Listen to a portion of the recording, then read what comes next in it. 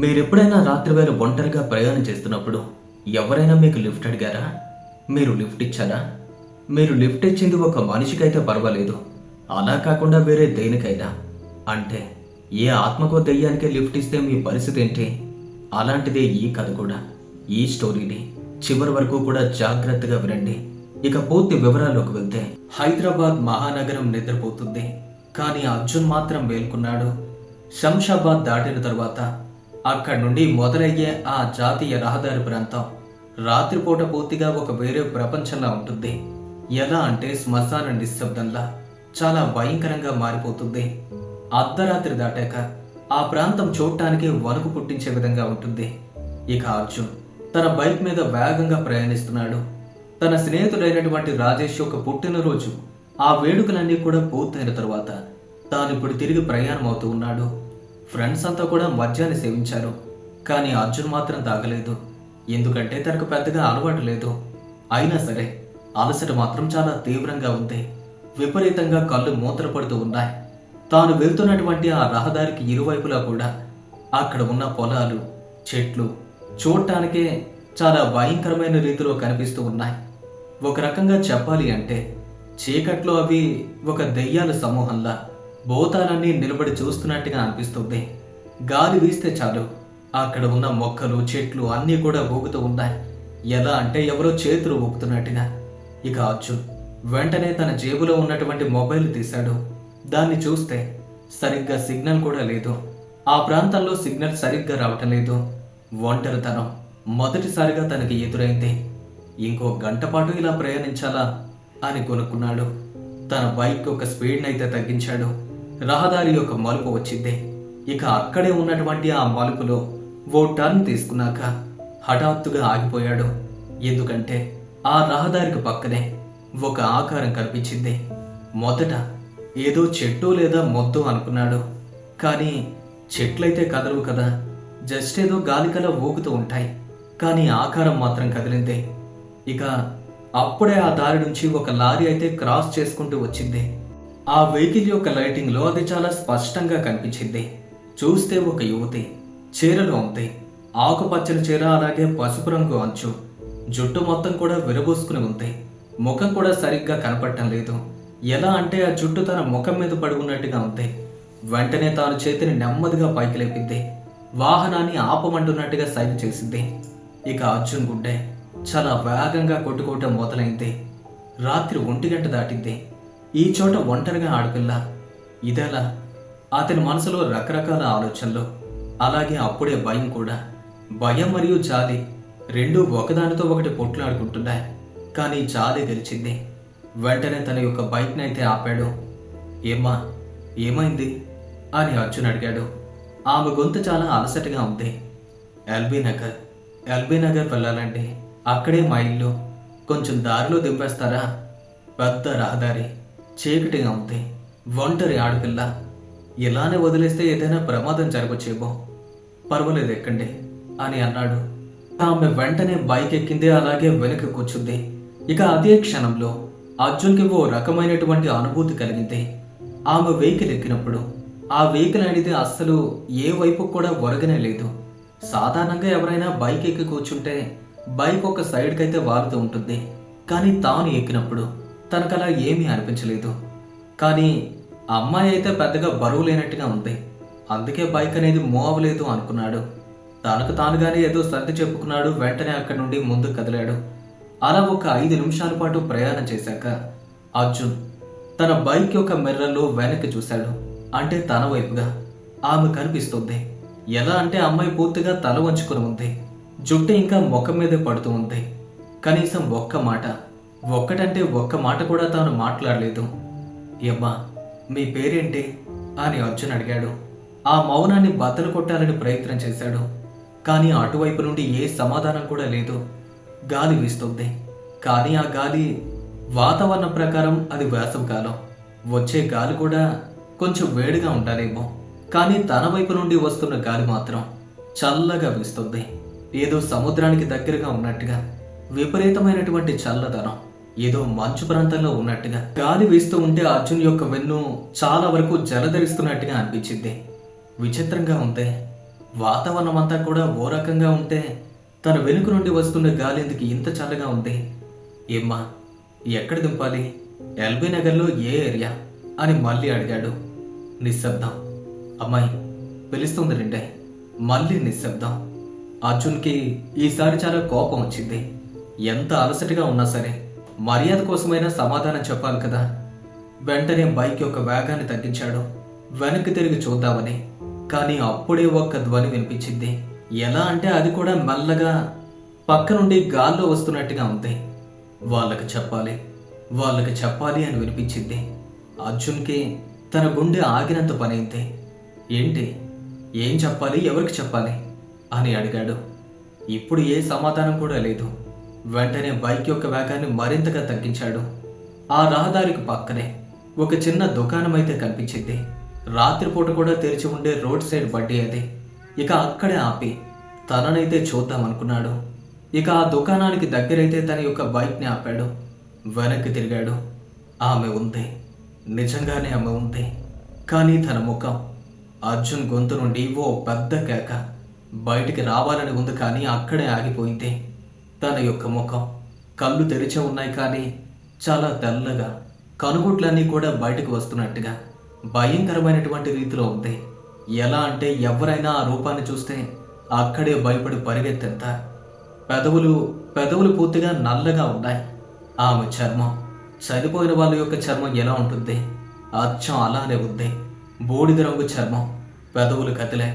తాను ఏం చెప్తుంది అంటే వాళ్ళకి చెప్పు అంటుంది. ఇక ఆ భయంకర రూపాన్ని చూసినటువంటి అర్జున్ గట్టిగా ఓ కేక వేశాడు. ఇక ఆ దెబ్బతోనే అక్కడే ఉన్నటువంటి ఆ టీ పట్టివాడు పరిగెత్తుకుంటూ అక్కడికి వచ్చాడు. ఏమైంది బాబు, ఎందుకలా అరుస్తున్నావు? అక్కడ నా బండి వెనక్కి దెయ్యం ఉంది, అలా చూడండి అని చెప్తున్నాడు. వెంటనే ఆ వ్యక్తి అయితే అర్జున్ వెనక సీట్లో చూశాడు. అలా చూసేసరికి అక్కడ తనకేం కనిపించలేదు. బాబు, అక్కడేమీ లేదు, ఊరికే అరుస్తున్నావు, చూడు కావాలంటే అక్కడేమీ లేదు అని చెప్పాడు. ఇప్పుడు అర్జున్ కొంచెం ధైర్యం చేసుకుని మెల్లగా వెనక్కి తిరిగి చూశాడు. అలా చూసేసరికి ఈసారి నిజంగానే అక్కడ ఏమీ కూడా అనిపించలేదు, ఏమీ కనిపించలేదు కూడా. ఎందుకలా జరిగింది? నేను అమ్మాయిని బైక్ పైన ఎక్కించుకున్నాను, ఇంతవరకు వచ్చాను. ఆ అమ్మాయి నాతో మాట్లాడింది, మరి ఇప్పుడు చూస్తే కనపడటం లేదేంటి? ఇలా గొనుక్కుంటూ ఉండగా, బాబు మామూలుగానే ఈ రోడ్డు అంతా కూడా అదో రకంగా ఉంటుంది. రాత్రిపూట ఏ గాలో దూలో తిరుగుతూ ఉంటుంది. నీకు కూడా అలాంటిదేదో అయి ఉంటుందిలే. అయినా చూస్తుంటే బాగా అలసిపోయినట్టుగా ఉన్నాం. వేగంగా ఇంటికి వెళ్ళిపో. టీ తాగుతావా అని అడిగాడు. ఇక అర్జున్ కూడా మౌనంగా తల ఊపాడు, టీ కావాలి అన్నట్టుగా. వెంటనే ఆ పెద్ద ఆయన లోపల నుంచి ఒక టీ అయితే తీసుకొచ్చాడు. దాన్ని తాగిన తర్వాత కొంచెం తలనొప్పి అయితే వదిలినట్టుగా అనిపించింది. ప్రయాణంలో ఇలాంటివన్నీ కూడా కావనే, అలాగే బాగా అలసిపోయి ఉన్నారు, అందుకే ఇలా అనిపిస్తుందేమో అని అనుకున్నాడు. ఇక వెంటనే అక్కడి నుండి తాను ప్రయాణాన్ని ప్రారంభించాడు. మిగతా ప్రయాణం అంతా కూడా చాలా వేగంగా పూర్తి చేశాడు. దారిలో ప్రతి చెట్టు, ప్రతి నీడ అతనికి భయాన్ని కలిగించింది. వెనక్కి చూడటమే మానేశాడు. మెల్లగా ఇంటికి చేరుకున్నాడు. ఇక తనకి ఎంత భయంగా ఉంది అంటే ఇంటికి వెళ్ళిన తర్వాత వెంటనే డోర్ అయితే లాక్ చేశాడు, గడియ కూడా పెట్టుకున్నాడు. అన్ని కిటికీలు మూసేశాడు. లోపల ఉన్నటువంటి లైట్స్ అన్నింటినీ కూడా ఆన్ చేశాడు. అంత భయంగా ఉంది. నేరుగా మంచం మీదకు వెళ్ళాడు, అలానే వాలిపోయాడు. కానీ నిద్రైతే పట్టడం లేదు. కళ్ళు మూసినా కళ్ళు తెరిచినా తన యొక్క రూపమే కనిపిస్తుంది. తన మాటలే వినిపిస్తున్నాయి. వాళ్ళకి చెప్పు అన్నట్టుగా వినిపిస్తుంది. ఆ తెల్లటి కళ్ళు, నల్లటి పెదాలు, భయంకరమైనటువంటి ముఖం. కళ్ళు మూసినా కళ్ళు తెరిచినా అదే కనిపిస్తూ ఉంది. అస్సలు తన బ్రెయిన్ నుంచి పోవటమే లేదు. ఆ రాత్రి తనకి కాలరాత్రి అయింది. చివరికి అలసటే గెలిచింది. కాసేపటికి నెమ్మదిగా నిద్రలోకి జారుకున్నాడు. రాత్రి కొంచెం మిగిలి ఉండగా ఇక తెల్లవారేసరికి అర్జున్ వెంటనే కళ్ళు తెరిచాడు. ఉదయం యొక్క వెలుగు పక్కనే ఉన్నటువంటి కిటికీ నుండి తన ముఖం మీద పడింది. ఇక అప్పటికి సమయం ఉదయం 9 గంటలైంది. చాలా తక్కువసేపే నిద్రపోయాడు. కానీ పర్వాలేదు అనుకున్నాడు. తన యొక్క మొదటి ఆలోచన, అసలు నాకు రాత్రి జరిగింది నిజమా లేదంటే కల? అది నాకు ఎలా కనిపించింది? నిజంగానే నా బైక్ ఎక్కిందా, లేదా నేనే ఏమైనా ఊహించుకున్నానా? లేదు, నా బైక్ ఎక్కింది, నాతో మాట్లాడింది, వాళ్ళకి చెప్పు అంతే. మరి ఇదంతా కూడా కలలా అవుతుంది. నిజమే కదా. ఇలా రకరకాల ఆలోచనలు అయితే తన మెదడుని చాలా వరకు డిస్టర్బ్ చేశాయి. ఇక అదే టైంలో హఠాత్తుగా తన యొక్క ఫోన్ నుంచి ఒక నోటిఫికేషన్ సౌండ్ అయితే వచ్చింది. వెంటనే మొబైల్ చేతుల్లోకి తీసుకున్నాడు. అప్పుడు కనిపించింది ఒక మెసేజ్. ఎలా అంటే ఫ్రెండ్స్ గ్రూప్లో రాత్రి బర్త్డే చేసుకున్నటువంటి రాజేష్ అయితే షేర్ చేశాడు. రే, శంషాబాద్ దగ్గర ఎవరో ఒక అమ్మాయి శవం దొరికిందట, ఆ హైవే పక్కన. మీరెవరైనా ఆ దారిలో వచ్చారా? వస్తే ఎవరొచ్చారు? రే, నువ్వేమైనా ఆ దారిలో వెళ్ళావా అని అర్జున్ని అడిగాడు. ఇక ఆ వార్తను చూసినటువంటి అర్జున్కి ఒక్కసారిగా వెన్నులో వణుకు పుట్టింది. అంటే రాత్రి నేను ఆ రూట్లోనే వచ్చాను కదా, నాకు అమ్మాయి కనిపించింది. అది ఇది కొంపదీసి ఒకటేనా? చాచా, అలా ఏం కాదులే. అదేదో అయి ఉంటుంది, ఇది వేరే న్యూస్ అయి ఉంటుంది. అలా ఆలోచిస్తున్నాడో లేదో ఇక హఠాత్తుగా అదే గ్రూప్లో ఇంకో మెసేజ్ అయితే వచ్చింది. ఈసారి కొంచెం క్లియర్గా స్క్రీన్ షాట్తో సహా వచ్చింది. శంషాబాద్ రోడ్ యొక్క సమీపంలో ఆ నేషనల్ హైవే పక్కన ఒక యువతి యొక్క మృతదేహం లభించింది. అమ్మాయి పేరు శిరీష, 24 ఏళ్ళు. ఆకుపచ్చని చీరలో ఉన్నట్టుగా ఆ ఫోటోను చూస్తేనే అర్థమైపోతుంది. పోలీసులు అంటున్నారు ఎలానో అనుమానాస్పదంగా మరణించింది అన్నట్టుగా. మరణించిన సమయం దాదాపుగా రాత్రి 10 లేదా 12 మధ్యలో ఉండొచ్చు, లేదా 11 అవ్వచ్చు అన్నట్టుగా. మెసేజ్లో ఆ టెక్స్ట్ అయితే క్లియర్గా కనిపించలేదు, కానీ 10 గంటల నుండి అన్నట్టుగా క్లియర్గా ఉంది. ఇక ఆమె ఎల్బీ నగర్ నివాసి అని కూడా చూశాడు. ఇక ఎప్పుడైతే ఎల్బీ నగర్ అన్న ఆ ఒక్క టెక్స్ట్ కనిపించిందో ఆ క్షణంలోనే తన గుండె ముక్కలైనట్టుగా అనిపించింది. ఎల్బీ నగర్, ఆకుపచ్చని చీర, 24 ఏళ్ళ అబ్బాయి, రోడ్డు పక్కనే మృతదేహం. ఏదోలా ఉంది. ఇదేదై ఉంటుంది. ఒక్కసారిగా అతని చేతులు వణకడం ప్రారంభమైంది. మొబైల్ కూడా అక్కడికక్కడే క్రింద పడిపోయింది. ఆ ఫోటోని మరొక్కసారి చూశాడు. క్రింద పడి ఉన్నటువంటి ఆ మొబైల్లోకి అదే ముఖం, అదే చీర, పక్కనే ఓ ఫోటో చాలా క్లియర్గా కనిపిస్తుంది. అంటే ఆమె రాత్రి 11 గంటలకే చనిపోయింది. మరి నా వాహనం వెనక ఎలా కూర్చుంది? నేను 1 గంట దాటిన తర్వాత వచ్చాను. అసలేం జరుగుతుంది? ఆమె చనిపోయి 3 గంటలైంది. మరి నా బైక్ ఎక్కింది. ఇక అర్జున్కి ఏమీ అర్థం కాలేదు, కానీ ఏదో తేడాగా జరుగుతుంది అన్న విషయం అయితే అర్థమైంది. తను రాత్రి ఒక చనిపోయిన అమ్మాయితో ప్రయాణం చేశాడా? అది కూడా అంతసేపు. అందుకే తన ముఖం కూడా నాకు అలా కనిపించిందేమో. ఇలా రకరకాల ఆలోచనలు అయితే తనకు విపరీతంగా పిచ్చెక్కించాయి. ఇక పక్కనే ఉన్నటువంటి గోడకు ఆనుకుని వెంటనే కూర్చుండిపోయాడు. అతని మెదడు పూర్తిగా పనిచేయటం మానేసింది. భూతం, నిజంగానే భూతాలు ఉంటాయా? అసలు నేను నమ్మేవాడినే కాదు, కానీ ఇప్పుడు అది నిజంగానే ఉంది. నా బైక్ ఎక్కింది. నేను దాంతోపాటు కొద్ది దూరం ట్రావెల్ చేశాను. కానీ అది ఏం చెప్పింది? వాళ్ళకి చెప్పాలి అని. ఎవరికి చెప్పాలి? ఏం చెప్పాలి? ఆమె ఎల్బీ నగర్ వెళ్ళమంది. అక్కడేముంది? పోలీసులు ఆ న్యూస్లో కూడా రిపోర్ట్ చేసినట్టుగా ఉంది. తన ఏరియా ఎల్బీ నగర్ అని. ఇక అర్జున్కి అర్థమైంది వాళ్ళ పేరెంట్స్ అంతా కూడా అక్కడే ఉంటారని. పోనీ అక్కడికి వెళ్ళైనా సరే వాళ్ళ పేరెంట్స్కి నేనేం చెప్పాలి? మీ అమ్మాయి దెయ్యంగా మారింది, నా బైక్ పైన కూర్చుంది అన్నా. ఒకవేళ నేను అలా చెప్తే కనుక వాళ్ళు నన్ను ఖచ్చితంగా పిచ్చివాడిని చూసినట్టుగా చూస్తారు. ఇంకా ఎక్కువ చెప్పడానికి ట్రై చేస్తే నా పైన కేసు పెట్టి లోపల తోయిస్తారు. నిజంగానే ఈ విషయం ఎవరికైనా చెప్తే నాకేదో పిచ్చి అనుకుంటారు. తనకేం అర్థం కాలేదు, ఏం చెయ్యాలో కూడా అర్థం కాలేదు. రకరకాల ఆలోచనలు తన మైండ్ని అయితే బాగా డిస్టర్బ్ చేస్తూ ఉన్నాయి. ఓ 2 గంటల పాటు ఆలోచించాడు. చివరికి ఒక నిర్ణయాన్ని అయితే తీసుకున్నాడు. ఇది పోలీసులకు సంబంధించిన విషయం. దీనిలో ఎక్కువగా ఇన్వాల్వ్ అవ్వటం మంచిది కాదు. ఎందుకంటే అమ్మాయి అనుమానాస్పదంగా చనిపోయింది అని చెప్పారు. ఇదంతా కూడా ఉత్తి ట్రాష్, నా భ్రమ, ఏదో తనకు తానుగా సముదాయించుకున్నాడు. చాలాసేపటి వరకు అలానే ఆలోచిస్తూ విపరీతంగా అలసిపోయాడు. పడుకుందామంటే నిద్ర కూడా సరిగ్గా పట్టడం లేదు. అదే ఆలోచన. కాసేపటి వరకు మొబైల్లో ఏదో వీడియో చూసుకుంటూ గడిపాడు. ఆ తర్వాత నెమ్మదిగా తనకైతే నిద్ర పట్టింది. ఇప్పుడు ఉన్నట్టుండి సడన్గా తనకైతే మెలకు వచ్చింది. అప్పటికి దాదాపుగా రాత్రి 8:30 వెంటనే లేచాడు. మెల్లగా హాల్లోకి వచ్చి చూశాడు. అలా చూసేసరికి హాల్లో టీవీ అయితే ఆన్ అయ్యింది. ఆ టీవీలో కూడా ఒక న్యూస్ అయితే రన్ అవుతుంది. అది ఎగ్జాక్ట్గా చనిపోయినటువంటి ఆ అమ్మాయికి సంబంధించినటువంటి న్యూస్. ఆ న్యూస్లో తన తల్లిదండ్రులు కనిపిస్తున్నారు. వాళ్ళ ముఖాలు చాలా క్లియర్గా కనిపిస్తున్నాయి. వాళ్ళ అమ్మ ఏడుస్తుంది, అలాగే తన తండ్రి చాలా షాక్లో ఉన్నట్టుగా కనిపించాడు. అర్జున్కి ఒక్క క్షణం ఒళ్ళంతా కూడా వణుకొచ్చేసింది. టీవీ ఎప్పుడు ఆన్ అయింది? టీవీలో ఈ న్యూస్ ఎందుకు రన్ అవుతుంది? వెంటనే పరిగెత్తుకుంటూ దగ్గరికి వెళ్ళాడు. టీవీని ఆఫ్ చేశాడు. అతని గుండెల్లో విపరీతమైనటువంటి భయం, రకరకాల ఆందోళనలు. అసలు టీవీని ఆన్ చేయలేదు, పడుకునేటప్పుడు ఆఫ్ చేస్తే పడుకున్నారు, కానీ ఎలా ఆన్ అయింది? ఏదో జరుగుతుంది అనుకున్నాడు. న్యూస్ చూస్తుంటే ఇంకా ఏదోలా అనిపించింది. వెంటనే తానైతే టీవీ ఆఫ్ చేశాడు. నేరుగా కిచెన్లోకి వెళ్ళాడు. అలాగే తినడానికి ఏమీ లేకపోవడంతో ఒక 2 యాపిల్స్ తీసుకుని తిన్నాడు. ఆ తర్వాత అక్కడి నుండి మళ్ళీ బెడ్రూమ్కి అయితే వచ్చేశాడు. ఉదయం నుండి ఇదే ఆలోచన కావడంతో మళ్ళీ కాసేపటికి తనకు విపరీతంగా నిద్రమత్తు వచ్చేసింది. మెల్లగా బెడ్ పైన కూర్చుంటూనే నిద్రలోకి జారుకున్నాడు. అలా ఎంత సమయం గడిచిందో ఏమో తెలియదు. ఆ తరువాత ఒక్కసారిగా విపరీతమైనటువంటి చీకటి ఆవరించింది. ఆ ప్రాంతమంతా ఒకలా ఉంటే తన రూమ్లో మాత్రం చాలా దారుణమైన చీకటి. ఆ విషయం తాను ఇంకా నోటీస్ చేయలేదు, ఎందుకంటే తాను నిద్రలో ఉన్నాడు కాబట్టి. అతని కళ్ళు బాగా మత్తులో అతుక్కుపోయి ఉన్నాయి. నిద్ర విపరీతంగా తనని కమ్మేసింది. ఇంకాసేపు ఆగితే పిలిస్తే పలకనంత గాఢమైన నిద్రలోకి వెళ్ళిపోతాడు. ఇక అలాంటి టైంలోనే హఠాత్తుగా ఓ శబ్దం, టక్ టక్ మని ఎవరో డోర్ కొడుతున్న శబ్దం వినిపించింది.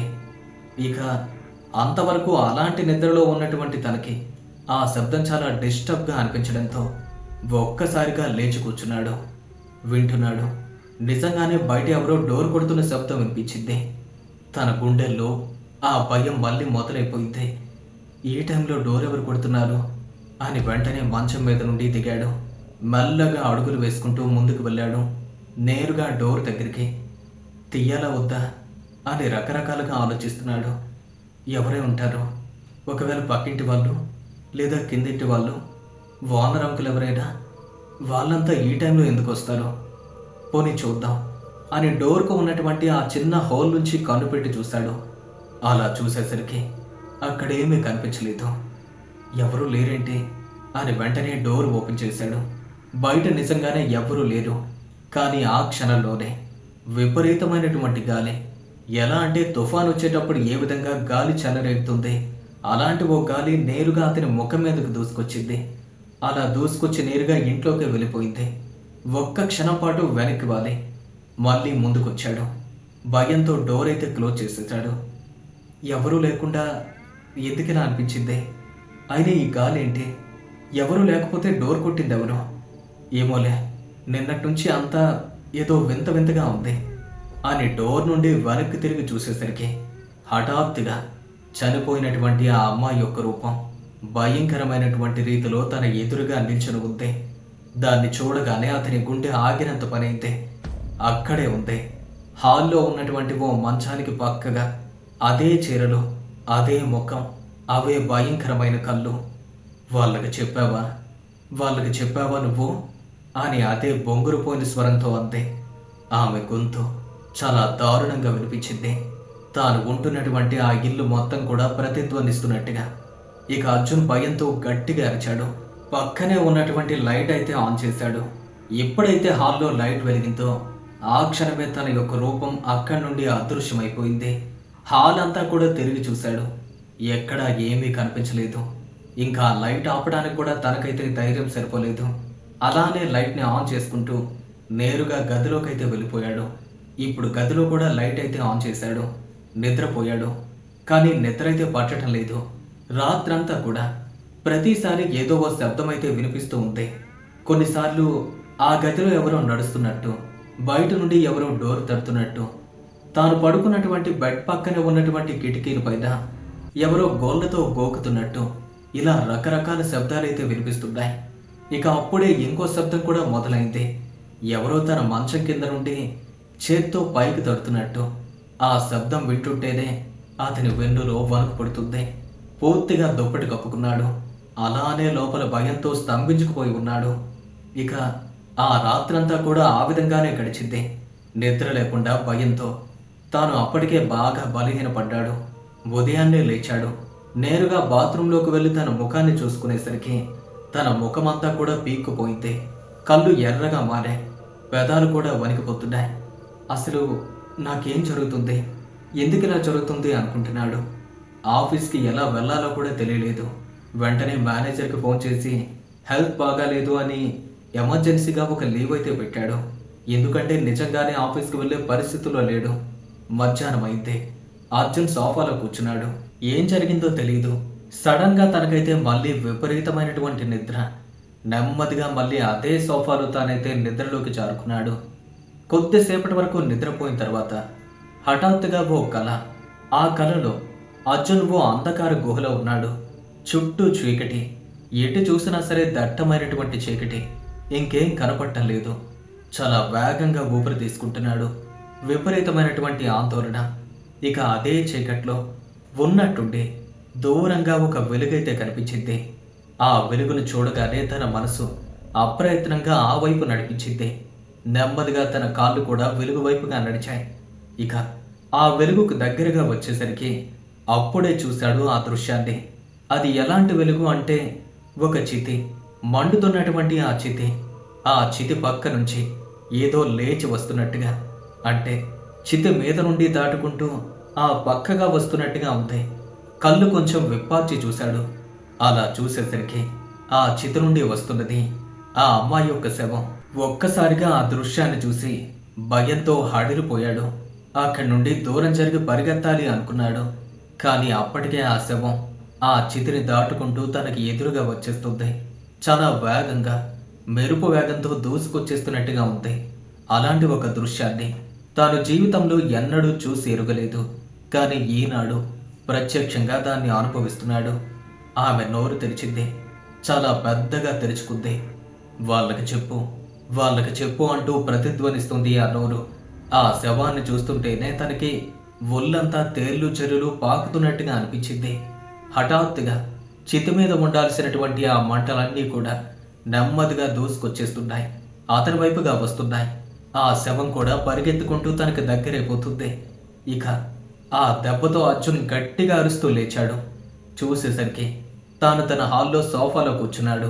టీవీకి ఎదురుగా. కల, ఇదంతా కూడా కేవలం కల మాత్రమే. ఇక అప్పటికే అతని కాళ్ళు కూడా అవి కూడా స్పర్శ లేకుండా పోగాయి. ఒళ్ళు కూడా అస్సలు కదపలేకపోతున్నాడు. శరీరంలోని ఏ అవయవం కూడా కదలకలేనట్టుగా మారిపోతుంది. చేతులు, కాళ్ళు, పూర్తిగా తల కూడా తిప్పలేని పరిస్థితి.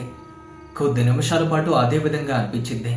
తరువాత నెమ్మదిగా ఊపిరి తీర్చుకుని అలా విడిచిపెట్టేసరికి అప్పుడు ఆ ఫీలింగ్ కాస్త పోయింది. శరీరం అంతా కూడా మళ్ళీ నార్మల్ అయినట్టుగా అనిపించింది. ఓ గంట పాటు అలానే ఉండిపోయాడు. సాయంత్రం అయింది. అప్పటికే తన యొక్క పరిస్థితి చాలా వరకు దిగజారిపోయింది. ఇక ఇంట్లో ఉండాలన్నా సరే ఉండలేకపోతున్నాడు. బయటికి వెళ్ళాలి అనుకున్నాడు. తన ఫ్రెండ్ అయినటువంటి రాజేష్ వాళ్ళ ఇంటికైతే వెళ్ళాడు. అక్కడే ఓ గంట పాటు గడిపాడు. మామూలుగా మాట్లాడుకున్నారు. దెయ్యం, భూతం అలాంటి టాపిక్స్ ఏవి తనకు మాట్లాడటం ఇష్టం లేదు. ఎందుకంటే మామూలుగానే తాను వీటిని నమ్మే రకం కాదు. ఇప్పుడు దాని గురించి మాట్లాడితే తన ఫ్రెండ్స్ తనని ఏదైనా అవహేళన చేయొచ్చు. ముఖ్యంగా రాజేష్, తను నిజంగానే తనని తప్పుపట్టే అవకాశం ఉంది. అందుకే ఆ టాపిక్ గురించి తానేమీ కూడా మాట్లాడలేదు. ఇక అక్కడి నుండి తానైతే ఇంటికి తిరిగి వస్తున్నాడు బైక్ పైన. ఇక రహదారిలో ఒక్కసారిగా విపరీతమైనటువంటి ట్రాఫిక్ అయితే పెరిగింది. అక్కడే ఓ సిగ్నల్ పడింది. ఇక బైక్ని చేతుల్లో పట్టుకుని అటు ఇటు క్యాజువల్గా తిరిగి చూస్తూ ఉండగా హఠాత్తుగా ఓ దృశ్యం కనిపించింది. తన కళ్ళెదురుగా మళ్ళీ అదే అమ్మాయి యొక్క రూపం భయంకరమైనటువంటి రీతిలో కనిపించింది. అదే చీర, అదే చుట్టూ.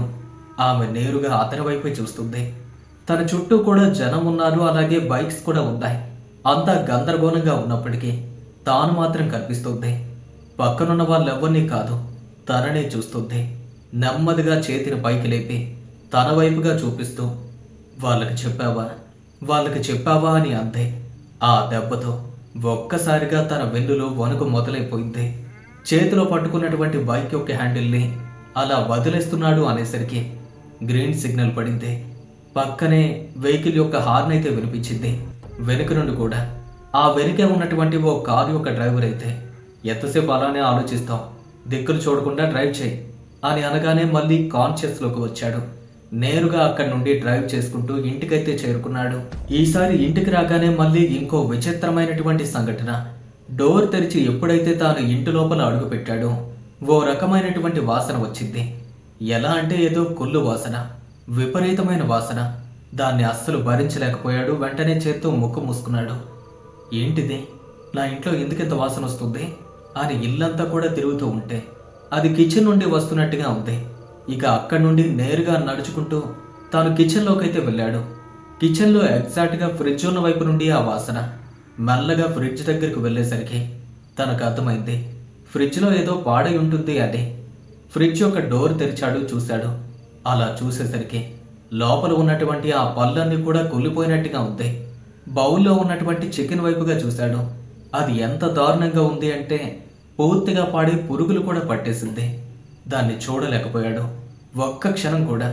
వెంటనే ఆ బౌల్ తీసుకుని బయటపడేశాడు. తనకేం అర్థం కావటం లేదు. ఏదో ఓ సంఘటన జరుగుతూనే ఉంది. చీకటి పడింది. తన మనసులో రకరకాల ఆలోచనలు. కొంచెం సేపట్లోనే ఫుడ్ ఎంత దారుణంగా ఎలా పాడవుతుంది? కొన్ని గంటల సమయంలోనే ఇలా పాడవటం అసాధ్యం. ఏదో రోజుల తరబడి పెట్టినట్టుగా, అది కూడా ఫ్రిడ్జ్లో ఉన్న ఆహారం. నిజంగానే ఏదో జరుగుతుంది. తనని బ్రహ్మ అని అనుకోలేను. ఎందుకంటే పగటి వేళ కనిపిస్తుంది రాత్రి. ఇప్పుడు ఆహారం కూడా పాడవటం అంటే తను నా చుట్టూనే తిరుగుతుంది. తను నాకేం చెప్పాలనుకుంటుంది? మెల్లగా రాత్రి అయితే తనలో భయం కూడా కొంచెం కొంచెంగా పెరుగుతూ వచ్చింది. ఇంట్లో లైట్స్ అన్నీ వేశాడు. హాల్లో కూర్చున్నాడు. హఠాత్తుగా ఒక్కసారిగా పవర్ పోయింది. బయటికి చూశాడు. బయట అందరికీ కూడా పవర్ అయితే ఉంది. కేవలం తన ఇంట్లో మాత్రమే లేదు. భయపడి వెంటనే డోర్ తెరవడానికి ప్రయత్నించాడు. డోర్ హఠాత్తుగా లాక్ అయిపోయింది. ఏం చేయాలో తెలియటం లేదు. వెంటనే పాకెట్లో ఉన్నటువంటి మొబైల్ తీసి టార్చ్ ఆన్ చేద్దామని అనుకున్నాడు. కానీ అప్పుడే బ్యాటరీ డెడ్. ఆ మొబైల్ కూడా ఆఫ్ అయిపోయింది. ఇక నెమ్మదిగా తన యొక్క చేతులైతే వణికిపోతూ ఉన్నాయి. హఠాత్తుగా ఓ రకమైనటువంటి వాతావరణం. ఎవరో అక్కడ నిల్చున్నట్టు, ఎవరో చీకట్లో నుండి చూస్తున్నట్టుగా ఓ రకమైన అనుభూతి కలుగుతుంది. తాను అలానే నిలబడి ఉన్నాడు. చీకట్లో నెమ్మదిగా ఓ ఆకారం రూపుదిద్దుకుంది. తాను చూస్తుండగానే ఆ ఆకారం మళ్ళీ చీకట్లో కలిసిపోయింది. ఇప్పుడు వచ్చింది ఆ శబ్దం, అడుగుల శబ్దం. అది ఎలా అంటే తను వెనుక వైపు నుండి వస్తున్నట్టుగా ఉంది. కాసేపటికి తన చుట్టూ ఆ శబ్దం తిరుగుతూ ఉంటే భయపడి నేరుగా బెడ్రూమ్లోకి వెళ్ళిపోయాడు. మంచం ఎక్కి మరీ కూర్చున్నాడు. దుప్పటి కప్పుకుని భయంతో అటూ ఇటూ చూస్తూ ఉండగా ఆ అడుగుల శబ్దం నేరుగా బెడ్రూమ్లోకి చేరుకుంది. ఎలా అంటే తన పక్కనే ఉన్నట్టు. అప్పుడే ఓ సంఘటన. హఠాత్తుగా ఒక చెయ్యి వచ్చి అతని భుజం మీద పడింది. అంతే. భయంతో గట్టిగా అరిచాడు. వెనక్కి తిరిగాడు. ఏమీ కనిపించలేదు. కానీ భుజం మీద పడ్డ ఆ చెయ్యి మాత్రం అతని భుజాన్ని గట్టిగా, చాలా గట్టిగా నులిమి మరీ పట్టుకుని వాళ్ళకు చెప్పు అన్నట్టుగా వినిపించింది. ఆ గొంతు కూడా చెవి పక్క నుండి మాట్లాడుతున్నట్టు, చాలా దగ్గరగా. అంటే తాను వెనకే నిలబడి ఉంది. చెప్పు, నాకు శాంతి కావాలి, చెప్పకపోతే నిన్ను విడిచిపెట్టను. ఇక అర్జున్ హడిలిపోయాడు. భయంతో గట్టిగా అరుస్తూ పరిగెత్తుకుంటూ ఆ డోర్ ఓపెన్ చేసేసరికి ఈసారి ఆ డోర్ మామూలుగానే ఓపెన్ అయింది. ఇక నేరుగా క్రిందకు వెళ్ళిపోయాడు. ఆ చీకట్లోంచి వెనుక ముందు ఏమీ ఆలోచించలేదు. తన ఇంటి ఎదురుగా ఉన్నటువంటి రోడ్డు మీదకు వెళ్ళి ఆ చీకట్లో తన యొక్క ఇంటిని చూస్తూ ఉంటే మొత్తం 3 ఫ్లోర్లు ఉన్నటువంటి ఆ ఇల్లు అంధకారంలో కలిసిపోయినట్టుగా ఉంది. అప్పుడు కనిపించింది ఓ రూపం. తన యొక్క ఇంటి బాల్కనీ నుండి నేరుగా మెట్లపైన చేతులు పెట్టి తనని చూస్తున్నట్టు. వాళ్ళకు చెప్పు అంటూ ఓ దారుణమైన నవ్వు నవ్వింది. చాలా వికారమైన నవ్వు. అంతే. ఆ నవ్వు వింటుంటేనే అతని చెవులు పగిలిపోయేలా అనిపించింది. ఇంకా అక్కడ ఉండటం తన వల్ల కాలేదు. పాకెట్లో బైక్ యొక్క కీ కూడా ఉంది. వెంటనే అక్కడి నుండి బైక్ స్టార్ట్ చేసుకుంటూ తన ఫ్రెండ్ రాజేష్ ఇంటికి వెళ్ళిపోయాడు. ఆ రాత్రి అక్కడే ఉండాలి అనుకున్నాడు. ఇంటికి వెళ్ళగానే వాడు అడిగాడు, ఈ టైంలో ఎందుకు వచ్చావురా అని. ఏం లేదు, ఎందుకో కొద్ది రోజులుగా డిస్టర్బ్గా ఉంది. కాసేపటి వరకు నీతో ఉందామనిపించింది. ఏమీ అనుకోవద్దు, ఒక్క నైట్ ఇక్కడే పడుకుంటాను అన్నాడు. దానిలో ఏముంది, లోపలికి రా అని చెప్పగానే తాను లోపలికి వెళ్ళాడు. ఇక వెంటనే వాళ్ళిద్దరూ కూడా బెడ్రూమ్లోకి వెళ్ళారు. బెడ్ పైన పడుకున్నారు. అర్జున్కి అస్సలు నిద్ర పట్టడం లేదు. అదే దృశ్యం గుర్తొస్తుంది. మళ్ళీ ఇక్కడ కానీ రాదు కదా, ఇక్కడేమీ నాకు కనిపించదు కదా అని ఆలోచిస్తున్నాడు. ఇక రాజేష్ అయితే కాసేపటి వరకు మేల్కొని మెల్లగా నిద్రలోకి జారుకున్నాడు.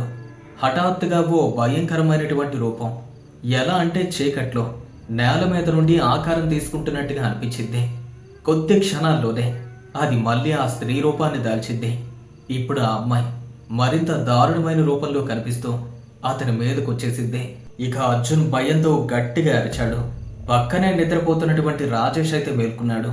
వెంటనే లైట్ ఆన్ చేసి, ఏమైందిరా, ఎందుకలా అరుస్తున్నావు అనగా, ఏం లేదురా, ఏదో ఏదో పేడుకల అని చెప్పాడు.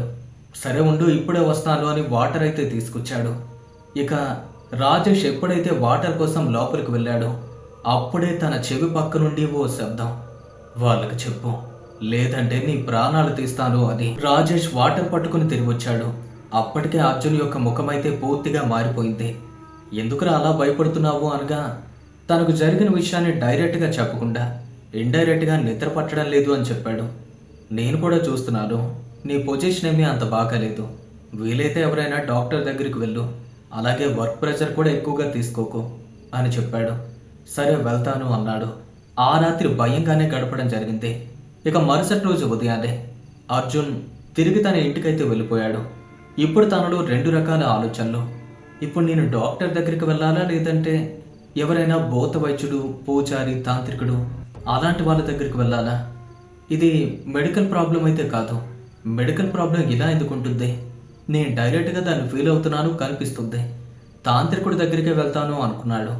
ఇక వెంటనే తనకు తెలిసినటువంటి ఓ కాంటాక్ట్ ద్వారా చార్మినార్కి దగ్గరగా ఉన్నటువంటి ఓ ప్రాంతానికి వెళ్ళాడు. అక్కడ ఆ తాంత్రికుడిని కలిసి తనకు జరిగిన ప్రతి విషయాన్ని కూడా వివరంగా చెప్పగా ఆ తాంత్రికుడు జరిగింది మొత్తాన్ని విని, బాబు, ఒకవేళ ఆత్మ నీకు నిజంగానే అటాక్ చేయాలి అనుకుంటే ఎప్పుడూ చేసేది. అలా చేయటం లేదు. కేవలం కనిపిస్తుంది, నీతో మాట్లాడుతుంది, చెప్తుంది. నిజంగా తనకు ఏం కావాలో నువ్వే తెలుసుకో. అలాగే ఈ విషయం మామూలుగా ముగిసేదైతే కాదు. అలా అర్ధాంతరంగా పోయినటువంటి ఆత్మలు విడిచిపెట్టి వెళ్ళటం అయితే అసాధ్యం. మరి అది నన్ను ఎలా విడిచిపెడుతుంది? దాని నుండి ఎలా తప్పించుకోవాలి అని అర్జున్ అడగ్గా, ఓ పని చేయి బాబు, ఆ ఆత్మ ఏం కోరుతుందో దాంతో ధైర్యంగా మాట్లాడు. అదే చెయ్యి, అప్పుడే దానికి విముక్తి, నీకు కూడా ముక్తి. ఇదిగో ప్రస్తుతానికైతే ఈ విభూతి ఇస్తాను, అలాగే ఈ తాయెత్తు కూడా. దీన్నైతే పెట్టుకో, కొంతవరకు నిన్ను కాపాడుతుంది. కానీ గుర్తుపెట్టుకో, ఇది కేవలం తాత్కాలికం మాత్రమే. నీకు పూర్తిగా దాని నుండి ఉపశమనం కావాలి అంటే అది చెప్పిన పని చేయి బాబు. ఇక అర్జున్ అయితే ఆఫీస్లో పని చేద్దాము అని నేరుగా అక్కడి నుండి ఆఫీస్కి అయితే వెళ్ళిపోయాడు. కానీ అప్పటికే తన యొక్క పరిస్థితి సరిగ్గా లేదు. ఆఫీస్లో పని చేస్తూ ఉండగానే సడన్గా తనకైతే కళ్ళు తిరిగాయి. ఇక పక్కనే ఉన్నటువంటి సహోద్యోగులంతా కూడా అతన్ని బయటికి తీసుకొచ్చారు. ముఖం పైన నీళ్లు చల్లారు. కొద్దిసేపటి వరకు తేరుకోలేదు. ఇంత హెల్త్ బాగా లేకపోతే ఆఫీస్కి రానవసరం లేదు, మీరు హెల్త్ లీవ్ పెట్టుకోండి అని చెప్పారు. తాను అలానే లీవ్ పెట్టి తిరిగి ఇంటికైతే వెళ్ళిపోయాడు. ఇంటికి వెళ్ళాడు, కానీ మళ్ళీ అదే భయం, ఎప్పుడు ఏం జరుగుతుందో అని. కానీ ఆ తాంత్రికుడు ఇచ్చినటువంటి ఆ తాయెత్తు అలాగే విభూతి ఉండటంతో కొంచెం ధైర్యంగా ఉన్నాడు. ఆ రోజు కూడా తాను సరిగ్గా భోంచేయలేదు. ఉదయం అంతా కూడా అలానే గడిపి సాయంత్రానికి మళ్ళీ నెమ్మదిగా నిద్రలోకి జారుకున్నాడు. అలా పడుకున్న తనకి రాత్రి 10 మరియు 11 వరకు అయితే మెలకు రాలేదు. ఇక అప్పుడే తనకు మెలకు వచ్చింది. టైం చూస్తే 11 గంటల 20 నిమిషాలు. హఠాత్తుగా తన యొక్క దృష్టి మంచం పక్కనే ఎడం వైపుగా ఉన్నటువంటి కిటికీ పైన పడింది. అలా చూసేసరికి అక్కడే ఆ అమ్మాయి ఆకారం నిల్చుని ఉంది. ఈసారి మరింత దారుణమైన రూపంలో. తాను చూసి అరుస్తున్నాడు అనేసరికి నేరుగా పరిగెత్తుకుంటూ వచ్చి అతని మీద పడిపోయింది.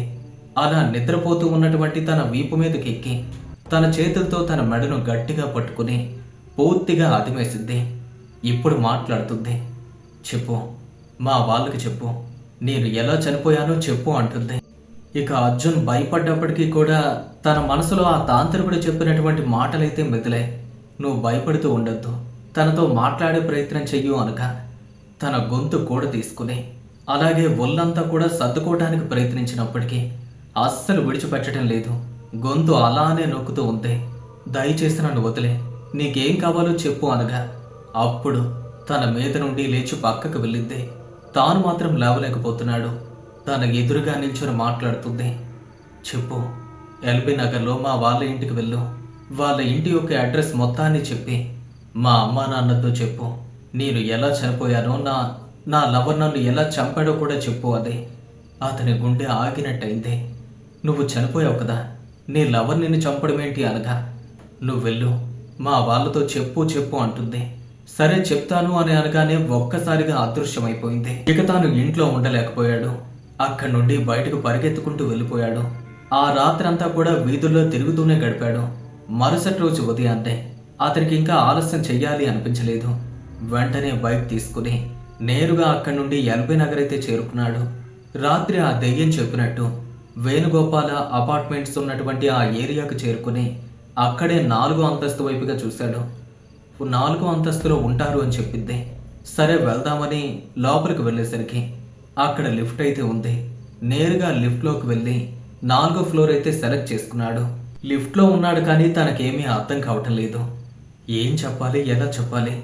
చెప్పు అంటుంది, లవర్ అంటుంది. కానీ పూర్తిగా తెలియకుండా ఎలా? అసలు వాళ్ళు నన్ను ఏమనుకుంటారో ఏమో అని ఆలోచిస్తూ ఉండగానే ఇంతలోనే 4వ ఫ్లోర్ అయితే వచ్చింది.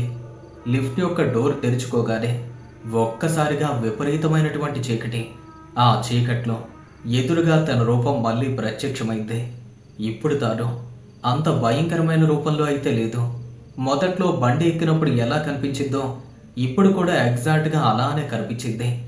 నవ్వుతూ చెయ్యి ఊపుతూ కనిపించింది. తనకేం అర్థం కాలేదు. లిఫ్ట్ నుండి బయటకు రావడానికి ఆలోచిస్తూ ఉండగా తన చేతిని ఎడం వైపుగా ఉన్నటువంటి 402 అనే ఫ్లాట్ వైపుగా చూపించింది. అక్కడే అన్నయ్య, మా అమ్మా నాన్న ఉంటారు, అక్కడికి వెళ్ళు. నువ్వు అక్కడికి వెళ్ళి నా లవర్ సతీషే నన్ను చంపేశాడు అని చెప్పు అని నార్మల్గా మాట్లాడింది. అతనికి ఏం అర్థం కావటం లేదు.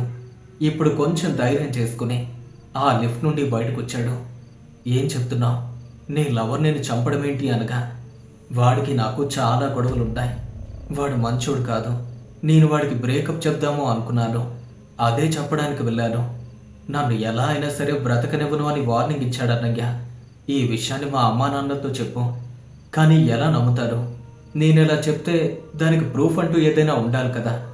నువ్వు వెళ్ళు, మా అమ్మా నాన్నలతో మాట్లాడు. లోపల నా ఫోన్ కూడా ఉంది. మా నాన్నగారు ఇప్పటి వరకు నా వాట్సాప్ చాట్ ఓపెన్ చేయలేదు. వాడు పెట్టిన ప్రతి మెసేజ్ కూడా అందులో ఉందన్నయ్య. దయచేసి వెళ్ళు, మా అమ్మా నాన్నలతో మాట్లాడు. నేను ఇంతవరకు ఇబ్బంది పెట్టినందుకు నన్ను క్షమించు. మీరెంతవరకు వచ్చారంటే ఖచ్చితంగా మా అమ్మా నాన్నలతో మాట్లాడతారు, నాకు తెలుసు. ప్లీజ్ వెళ్ళండి అని ఒక్కసారిగా ఏరవటం మొదలుపెట్టింది. హఠాత్తుగా చీకటంతా పోగి ఆ ప్రాంతమంతా కూడా మళ్ళీ నార్మల్గా కనిపించడం మొదలైంది. తాను నేరుగా బయటకు వెళ్ళి కొంచెం ముందుకు అడుగు పెట్టేసరికి అక్కడే 402 ఫ్లాట్ అయితే కనిపించింది.